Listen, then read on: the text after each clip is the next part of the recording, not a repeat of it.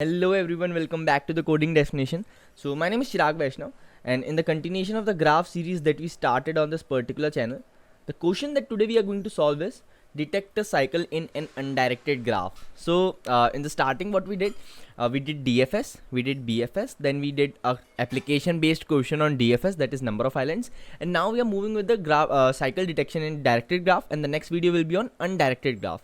So this is how the graph series that I started on this channel is going on. So I hope you are enjoying it, and if you are if you are new to this channel, so do check out the playlist. I've created a DP playlist last month. In this month I'm creating graph playlist, and in the next month we'll plan something more interesting for you. And so do subscribe to this channel so that you will be notified first. So the question that today we are going to solve, let me write it, that is detect cycle in undirected graph, right? So we will first see that what is cycle, and then we will see that how we can implement this. We will take some examples and all the things, we will deal with this. So before starting with the graph series, before starting with this amazing question, I would like to get your notice to Newton School. So Newton School has only provided me such an amazing opportunity to interact with you guys, to learn and grow together. So let me just take you to their website so that we can know about them. And also there's an amazing thing I want to tell you, so that it will be very beneficial for you, right? So this is the Newton School's website. You can see a lot of coding contests, launchpad, hiring from us, and all the things are going on. Newton School is connected to a lot of companies. You can see top companies are there: Deloitte, Airtel, Snapdeal, Google, right? So what Newton School do? Newton School is a platform which helps you to build your career in tech. So what you can do, you can learn about things like web development and all the things, and after the course is completed, Newton School will help you to get placed. And the best thing about Newton School is that they will help you to get placed, and you have to pay them after you got placed. So this is such an amazing opportunity. So if you want to if you are interested in, if you want to enroll in such an amazing opportunity, do enroll in it, guys. So this was it for Newton School. Now let's get back to our question. So the question was detect a cycle in an undirected graph, right?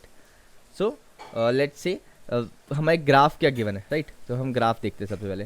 So suppose 0, 4, 5 and 6 and एक और चीज़ मैं लिख रहा हूँ, मैं समझाऊंगा मैं क्या लिख रहा हूँ. 2, 3, right? So this is a complete graph. This complete is a graph. अब मुझसे बहुत सारे लोग पूछ सकते हैं यार ये कंप्लीट ग्राफ कैसे? This is not a complete graph. We know that this is not a complete graph, but I am saying that it is an complete graph. How? Let me go you through. Right, so graph is of kind of two parts, right? Graph can be connected. Let me just write it again. Graph can be connected, and graph can be not connected or disconnected, whatever you say, right? So with having these two kind of graphs, what you have to do, you have to detect a cycle. So if the graph is connected, then on a single go we can find the cycle, right? But in a non-connected graph, there might be chances that the graph is not connected. Jैसे this is complete graph G, this is the part 1 and this is the part 2. So part 1 is not connected to part 2, but in part 2 we can see that there is a cycle going on, right? So now let's talk about what is cycle. Okay, I just forgot to explain what is cycle, right? So cycle क्या है?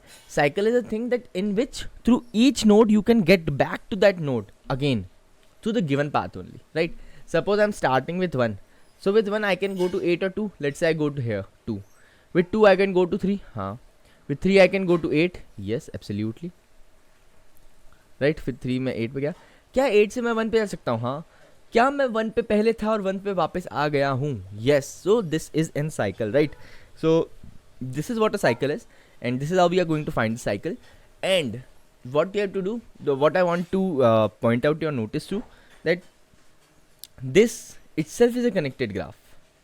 This itself is a connected graph. So suppose if there was a node 1, so cycle will again be 3, क्योंकि 3 से 1 जाऊँगा तो 1 से मैं कहीं जा नहीं सकता. It will not form a cycle. But 3 से 8 जाऊँगा, 8 से 1 जाऊँगा, तभी मेरी cycle बनेगी, right? I hope you are able to understand. So this is not a cycle. But the major point that I want to give you through this example is that we are having two components, 1 and B, let's say, A and B, let's say, right? Which are both the part of the same graph G. So these two can be separate graphs, but they are connected by they are not connected, but similarly they are linked. They are linked as they are part of single graph that you are provided with. So graph can be of two types, connected and not connected. So the connected graph we are having no issues, but in not connected I am just giving you example that there can be scenarios like this as well. So you have to consider things for this as well. Now let's get back. Now let's see that suppose let's हम यही example लेते हैं 8 1 2 3 and 1 let's say, right? अब ये मेरा graph है, ठीक है. अब if I want to find a cycle, what I will do, suppose मैं 1 से शुरू करता हूँ, ठीक है. तो अगर मैं 1 से जा रहा हूँ तो मैं 1 से 2 पे गया, ठीक है. अब मैं 2 से 3 पे जा सकता हूँ. अब 3 से या तो मैं 1 पे जा सकता हूँ या 8 पे आ सकता हूँ. तो एक बार मैं 1 पे गया, क्या 1 पे जाने के बाद तो मेरी ख़त्म ही हो गई. 1 पे जाने के बाद मैं कहीं जा नहीं पाया, राइट. 1 पे जाने के बाद मैं कहीं नहीं जा पाया. So it will return false. Why? Because all the things are ended, right. अब अदर ऑप्शन क्या है, जब वो ट्रेस बैक करके वापस जाएगा, right. So we will be applying DFS in this, right. सो DFS BFS दोनों से काम हो सकता है, but we will be applying DFS. So it is more of a DFS application question as well. It is more of a cycle detection question as well, and it is very standard question, right. So what we will do from the part 3 we will go to 8. Why? Because we go to 1, we didn't find anything, then we backtrack, then we go to 8. Now from 8 we can go to 1. Now the main thing is that क्या 1 पे मैं पहले जा चुका हूँ, right. तो इसमें है क्या कि सपोज DFS, हम DFS कैसे लगाते हैं. Okay, so I am going to apply DFS है. So I will try my best to explain you this from scratch, but if you are having some doubt, so I have made a dedicated video on DFS, so I request you to go watch, visit that video. बहुत अच्छे से explain किया है, right. So it will be beneficial if you can see that, right. तो अब इसमें क्या है कि 1 2 3 8 1. तो सपोज मैंने 1 से शुरू किया, राइट. DFS, मैं DFS लगा रहा हूँ 1 से. तो मैं 1 के पहले 1 पे चेक किया, 1 को विजिटेड कर दिया, ठीक है. अब मैं 1 पे चेक करूँगा इसके सारे नेबर्स. तो 1 का पहला नेबर है 2, मैं 2 पे गया, ठीक है. अब 2 पे DFS लग रहा है. 2 के सारे नेबर्स, मैं 3 पे गया, ठीक है. 1 पे गया, 2 पे गया, 3. अब 3 के सारे नेबर्स, 3 का एक नेबर है A1, एक नेबर है 8, ठीक है. तो 3 के पहले मैं नेबर पे गया 1 भैया. So we went to 1. So after we went to 1, there is nothing connected to this node right here, right. There is nothing connected to this node. So we will return and back track, right. So we back tracked and now we went to 8. So after we went to 8, can we go to 1? Yes. But 1 is already visited, means 1 is a parent. 1 is a parent to this node.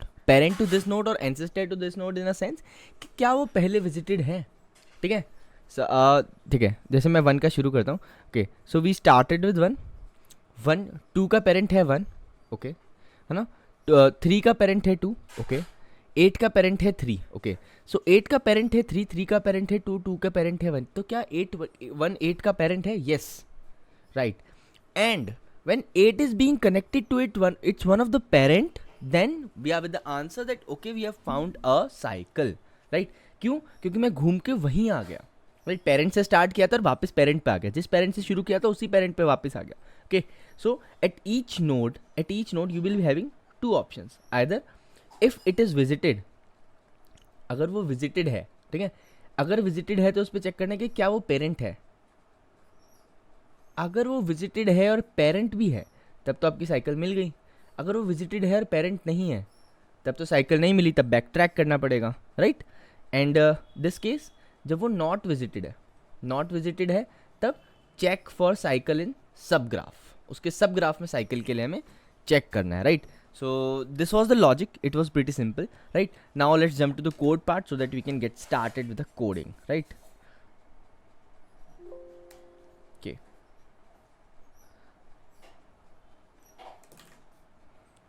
Okay, so here we are.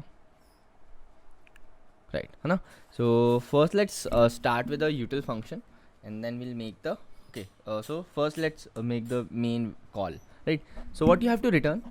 You have to return if it is a cycle or not. So bool and cycle नाम दे देते हैं इसको, and vector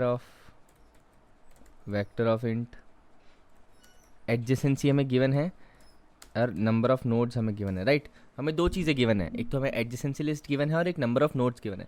so what you have to do in the particular algorithm, what I said कि मुझे एक तो parent variable maintain करके रखना है, ठीक है, और एक विजिटेड हमेशा रखना होता है, because in the DFS I have mentioned कि विजिटेड तो रखना ही पड़ेगा हमें. सो वेक्टर ऑफ इंट विजिटेड नाम दे देते हैं, साइज होगा n, initialize it with 0 in the sense कोई विजिटेड नहीं है मेरा vector, right. And what I have to do, मुझे एक पेरेंट भी मेंटेन करना पड़ेगा, राइट. तो पेरेंट मेंटेन करना पड़ेगा, वो मेरी यूटिल फंक्शन में रहेगा. तो मुझे क्या करना है कि for int i is equals to 0, i less than n, i plus plus, if visited of i is not equal, means अगर विजिट नहीं हो रखा है तब मैं उसमें डी एफ एस कॉल करूँगा, ठीक है. If D F S of, है ना. अब डी एफ एस मुझे डालना क्या, एक तो मैं एडजेसेंसी लिस्ट डालने वाला हूँ, एक नंबर ऑफ नोड्स डालने वाला हूँ. एक मेरा डलेगा कि मेरा अभी प्रेजेंट नोड कौन सा है, प्रेजेंट नोड ये डलेगा. पेरेंट नोड अभी इनिशियली -1 रहेगा. अभी डी एफ एस फंक्शन में जो लिख रहा हूँ उस पर आपको इतना गौर नहीं करना, ठीक है, वी विल डिस्कस अभी ही, ठीक है. और अगर नहीं है तब रिटर्न फॉल्स. ओके, तो मैं क्या करोगे, हर नोड पे जाके हर की डीएफएस पे लगा के चेक करोगे क्या वो साइकिल डिटेक्ट करा है. अगर बीच में मुझे कोई साइकिल मिल जाती है तो boom, we are having the answer, okay cycle detect हो रही है.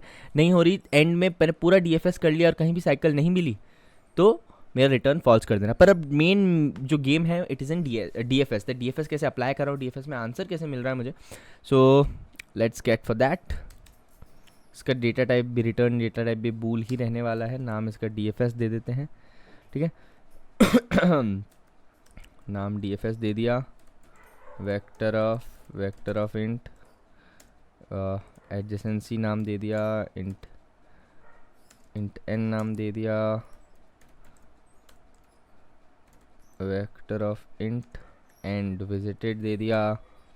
विजिटेड आ गया, इंट पेरेंट आ गया, इंट पेरेंट और फिर उससे पहले इंट स्टार्ट आ गया, ठीक है. Now we are with all the things that we need. So the first thing is that in DFS सबसे पहले मुझे क्या करना होता है, नोड प्रोसेस करना होता है, फिर उसके सारे नेबर्स पे जाना होता है, right. This thing we have discuss.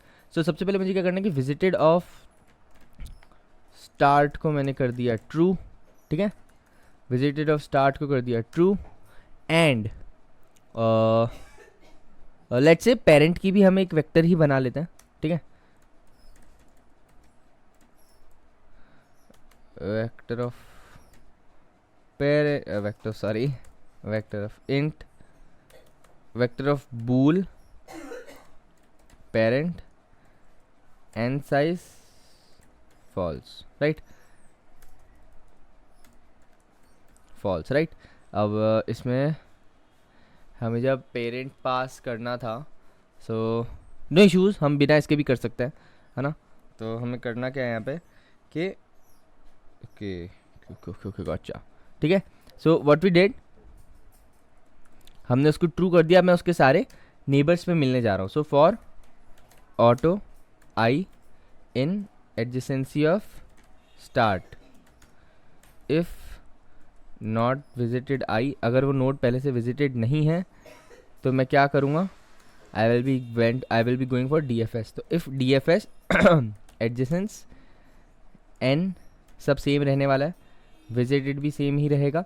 Change क्या होगा, start. Now start will be I and parent will be nothing but start. अगर ये है तब तो रिटर्न ट्रू कर दो, राइट. अगर मुझे ये मिल गया है तब तो रिटर्न ट्रू कर दो. और अगर पूरे सारे नेबर्स मिला के भी मुझे ये नहीं मिला है, so what you have to do, you have to simply return false, right. तो false, right. Okay, so this was a code. It was pretty much simple, right. तो अब क्या आपको लगता है ये कोड है? नहीं, this was the main thing. ये हमने किया क्या, यहाँ तो हम सिंपल डी एफ एस ही कर रहे हैं. पर हमारा जो दूसरा केस था जहाँ पे हम चेक कर रहे थे कि अगर एल्स, अगर वो विजिटेड है और वो पेरेंट है तो इफ़ नॉट विजिटेड तब तो डी एफ एस लगा दी. अगर विजिटेड है, if I is equals to parent.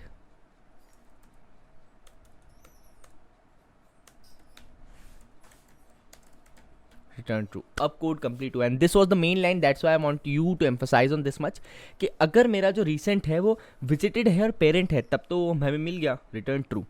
So this was the code. I hope you liked it. I hope you enjoyed the explanation.